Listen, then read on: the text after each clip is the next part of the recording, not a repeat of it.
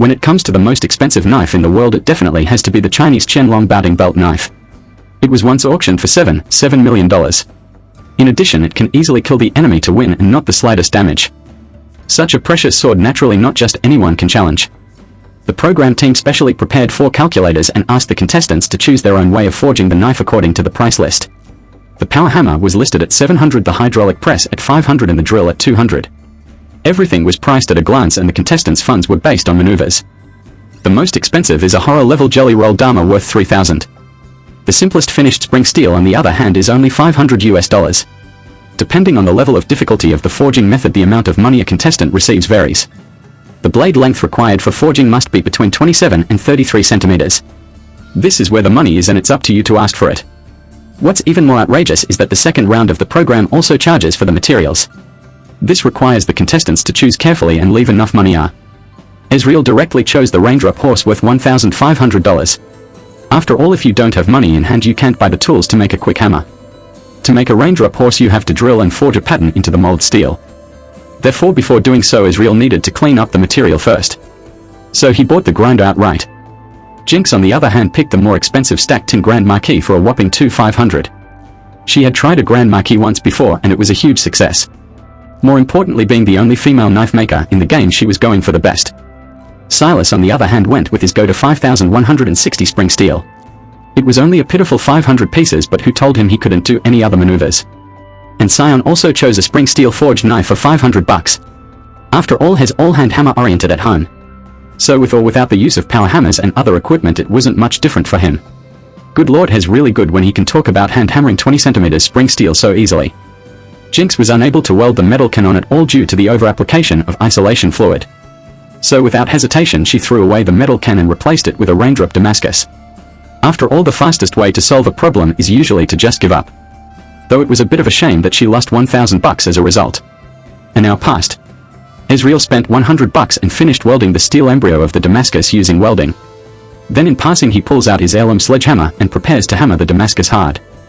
He used such a big one-handed hammer to hit the Damascus, and surprisingly the blade flew back. With such a shape, it was like the hammer of Thor, the god of thunder. After confirming the fusion, he just shelled out $500 for the press. Silas, who only had $500 to hammer the spring steel by hand, was now in a bit of trouble. Mainly after an hour of hammering, he realized that he was still far from the blade shape. And it's getting harder and harder to tighten up the now smaller steel blanks. Jinx next door shelled out another $500 and purchased a stamping press. She had the equipment and easily finished fusing the large horse steel embryos. Meanwhile, Ezreal, who hammers raindrop Dharmas, purchased a drill to open the holes as well. He successfully compacted the raindrop pattern after easily completing the hole drilling. Next, all he needs is a round of grilling and he's ready to forge the blade pattern. The last hour and a half. Jinx shelled out $200 for the raindrop pattern drilled by the driller, and the holes were drilled quite well. Silas, despite his best efforts, the spring steel was still far from the blade molding. Next door, Sion, who was also hand hammering spring steel, already had an outline of the steel. Silas' blood pressure rose even higher. It seems that hand hammering spring steel is not something that can be handled by ordinary people. The last hour. Sion shells out $200 for an angle grinder and starts to pick up speed. Ezreal, on the other hand, uses a stamping press and easily forges the root of the blade. Jinx shelled out another $200 for an angle grinder as well and came to the grinding and shaping stage. This left her with only $100 for materials. In the last 5 minutes, Ezreal was the first to harden her blade and the result was very good. Jinx was the second to finish quenching her blade, which was also very straight. Silas and Sion stepped in the last 15 seconds to quench, which is quite extreme. So who was first out of the gate with the 2 raindrop Damascus knives and the 2 5,160 spring knives? First up was Jinx's raindrop Dharma blade. The embryo was rough but did a good job of fusing. Next up is Sion's spring steel embryo knife, which is honestly good enough to be hammered purely by hand. Ezreal's raindrop Dharma blade has a decent blade shape and the raindrop pattern is visible on the side of the blade. Last but not least was Silas' 5160 spring steel embryo knife, which arguably resembles everything except it doesn't look like a knife. Now the result was obvious and the Silas player could go home for dinner. The remaining 3 competitors advanced to the second round to continue forging knives. For this round, several contestants had to make the most of their remaining funds and purchase hilt materials. Of course, there are free floored materials available for them to pick from. But if they choose the free ones, then they have to use at least 4 pieces. Meanwhile, the show was generous enough to give an extra 100 to the contestant. But Jinx still took the 4 free pieces of material and had the acid dip tested knife side raindrop pattern. Sion on the other hand pulls out the angle grinder he bought for 100 and begins to fine-tune his knife blanks. The results were as excellent as he expected. The Israel contestant first shelled out 200 for the white shank material. With the remaining 200 he used it to buy a tool to cut the shank. Next all he had to do was sharpen the blade and he was ready to assemble the handle. So far only his 1/500 seems to be going where it counts. In the last hour Israel finished assembling the shank after drilling the shank holes. It's a bit hard to understand why Jinx bought a grinder and didn't use it but instead used an angle grinder to sharpen the knife. As for the last 200 she used it to buy a bandsaw to cut the free shank. However the freebie was a piece of crap. Sion on the other hand shelled out 100 for antlers for the handle. That said, with 300 left over he didn't think he could take it with him as a road trip did he. Time to end the second round of challenges. First up was Neilson's strength test of chopping cash registers. Israel's contestant's handsome raindrop machete comes first.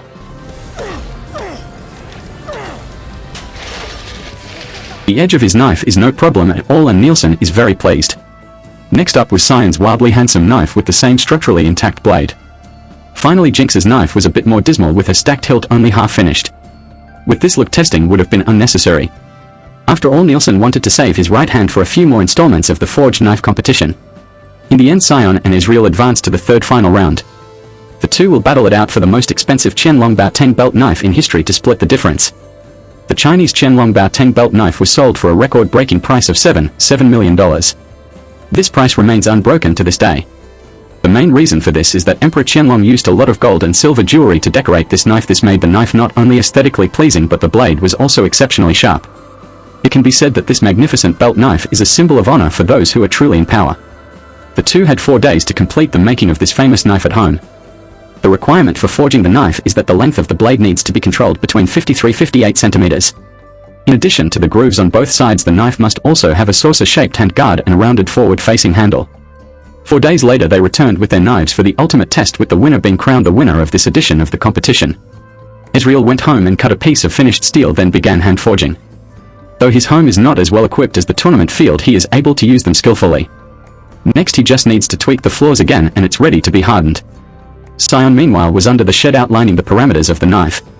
Good lord, are all these forging conditions this grueling? No wonder Sion dared to hammer spring steel by hand in the first 2 rounds, so he was really contacted at home every day. Only he hammered down this day the root of the knife did not even form. The next day Israel first ground out the grooves on both sides of the knife and then heated up the knife embryo directly completed the key quenching. The effect side was very good.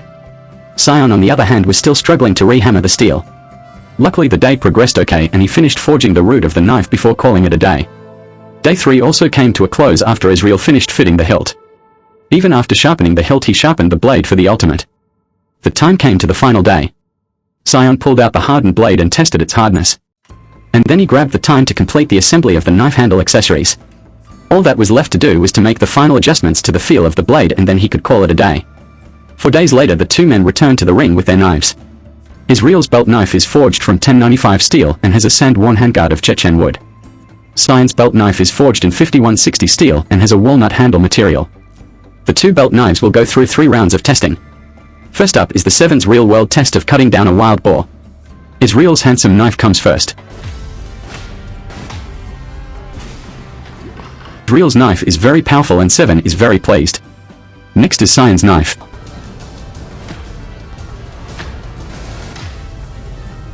Sion's knife is very tough but the handle is slightly shorter and slightly slippery. Round 2 was Neilson's favorite ice strength test. Israel's handsome knife had no problems.